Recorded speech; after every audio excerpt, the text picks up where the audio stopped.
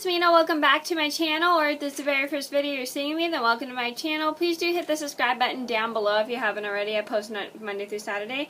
So today in this video I'm going to talk about my top 10 facts about how I knit. So here are my personal top 10 facts that I'm going to be talking about when I knit, and these are all things that I personally like to do when I knit, I just thought it would be fun to completely share it with you guys. Well, actually not totally completely, but just share it with you guys so then you guys can get to know me a little better about knitting.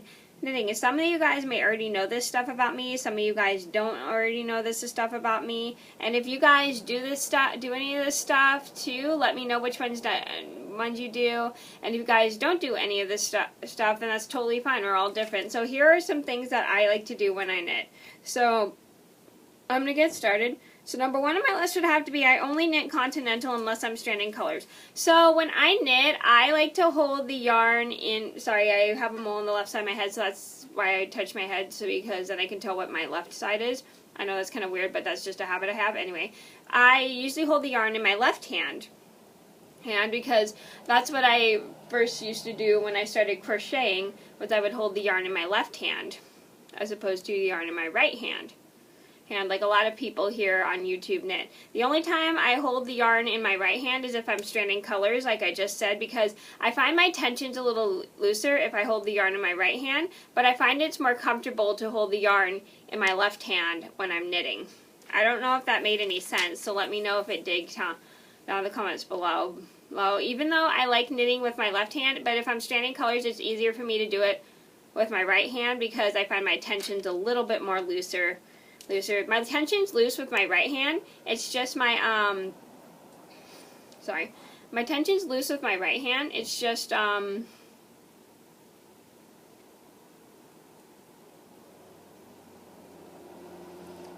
find it's a little bit harder because I like to hold the yarn comfortably but not too comfortably.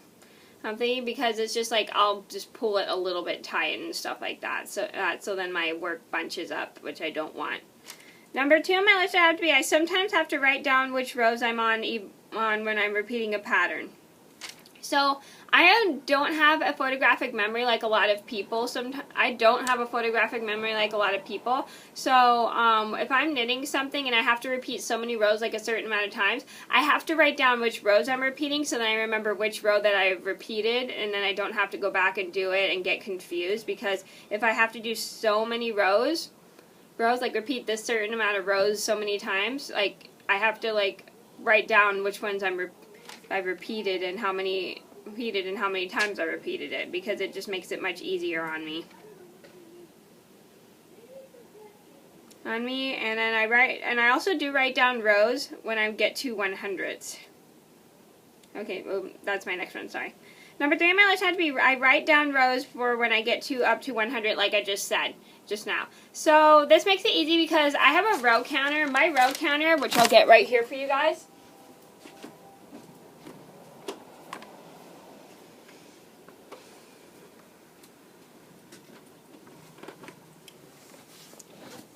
My row counter here only goes up to 99. So because it only goes up to 99, I have to write down which 100 I'm on, because it makes it much easier on me. Because like if I just keep knitting and knitting and knitting without writing down which 100 row I'm on, I'll get confused of where I'm at and think and probably do the same thing like until like I use up all the yarn probably and I don't have enough.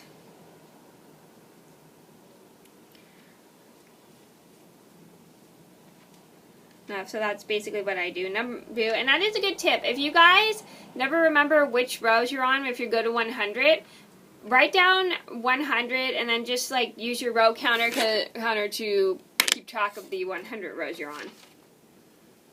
While you're in the hundreds or 200s, you write down 200 and then you just use the row counter for 200. My aunt actually taught me that trick. Even though my aunt doesn't knit, she actually gave me that little tip. My aunt actually crochets, just so you guys know. Number four on my list would have to be I never remember to check my gauge. I know this is like an important part of knitting, but I never remember to do this. I don't know why. I just go and measure people and then I forget to check how many stitches I forget to calculate my gauge because, again, math is my worst subject. I just literally don't know why, but I always forget to check my gauge when I'm knitting. I always forget that part. I'll remember to measure people's head. I just forget to measure the inches of my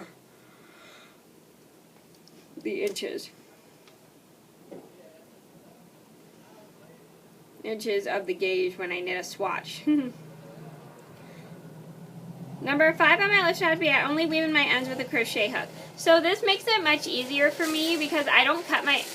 Please ignore that. That's somebody cutting their grass. I don't cut my ends long enough. I just leave about like 3 to 8 inches of a tail, and that's like pretty much enough to weave in for me because I don't like leaving a really long tail. To sew in my ends because I feel like that's such a huge waste of yarn. I only leave a long tail for when I'm crocheting because like I like to weave in my ends with a tapestry needle when I crochet because I think it's just much easier to get easier and stuff. Number 6 on my list would have to be I never use the long tail cast on method. So the reason I never use a long tail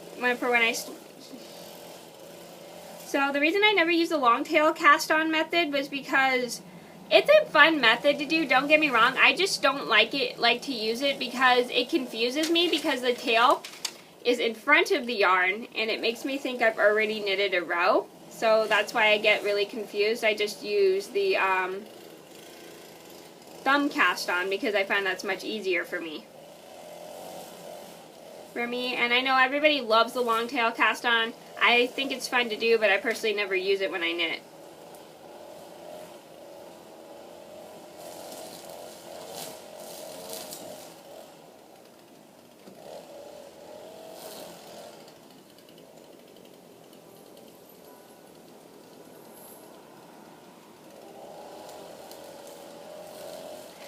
Number 7 on my list is I mostly knit with pink yarn because I like knitting with pink because pink is my favorite color. It's just like beautiful. It's like a really pretty color to knit with. Like a lot of my stuff I knitted for myself is pink, and I just like knitting like random stuff in pink because pink's just like one of my favorite colors because like I only do it if it's for myself or if somebody orders something pink from me.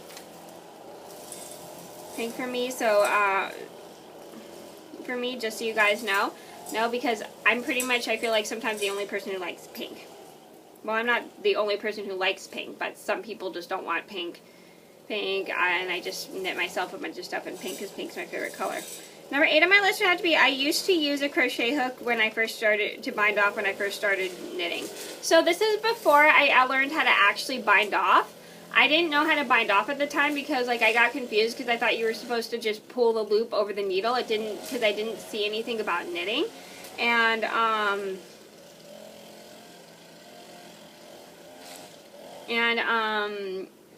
I was just looking at the pictures at the time, and I didn't even read the book because like it said to knit the first 2 stitches, then pull the first stitch over the second stitch, and then it did it. But I didn't see I would be supposed to knit the second stitch to pull the other one over that stitch. So I used to bind off with a crochet hook, and I used to start at the end, and then I just like use a crochet hook all the way down to the end, and then just bind off and then just finish off afterwards. Or mainly bind off and pull the string through. So that's how I did it and stuff when I first started knitting, and that was like the easiest way for me to bind off until I actually learned how to bind off. Number 9 on my list had to be I first mistook knitting through the back loop as purling. So, oh my gosh, so again, I'm a visual learner, so I was looking at my book to see how to purl, and I was reading how to purl, and I thought it was going through the back loop because when you purl, your right needle's in front of your left, or if you're left-handed, your left needle's in front of your left. I hope that made sense. Your left needle's in front of your right. Excuse me. Yeah, sorry. I'm just so distracted by the lawn mowing. I'm so sorry. Sorry. So, yeah, so when I first started knitting, I was reading my book to see how to purl, and I went and purled, and I purled through the back loop, but my knitting still ended up with like ridges when they were supposed to be V's, and I couldn't understand why. And then like 2 years after I first learned how to knit, which was when I was in 8th grade, I finally learned how to purl after I looked at the picture correctly. So when I first started knitting, I actually did purl when I first on my first knitting project. But when I got back into purling, it had been a while since I've done it. I got confused and thought I was supposed to purl through the back of the stitch when I was supposed to do it in the front. So my stuff still looked like it was completely all knitted instead of like with V's. So that's what confused me. Number 10 on my list would have to be when I first started knitting, I purled.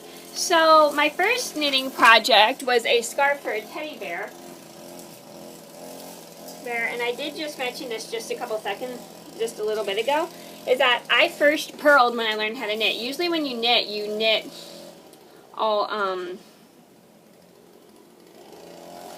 every single stitch, like if you're doing this stitch, like this is what it looks like when it's all knitted, and this is what it looks like when I purled. So I purled because I think maybe I got confused because I was following the instructions my mom's friend gave me, and then I think I wasn't paying attention to where my needles were, and I purled thinking it was knitting by mistake.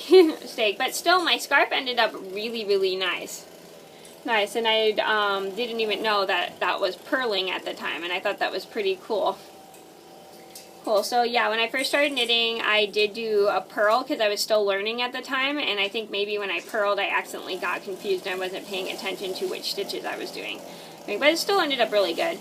Okay, so those are my top 10 knitting facts. I hope you guys enjoyed the video. Thank you so much for watching. Please do like and subscribe if you haven't already. I post Monday through Saturday, and I'll see you in another video soon.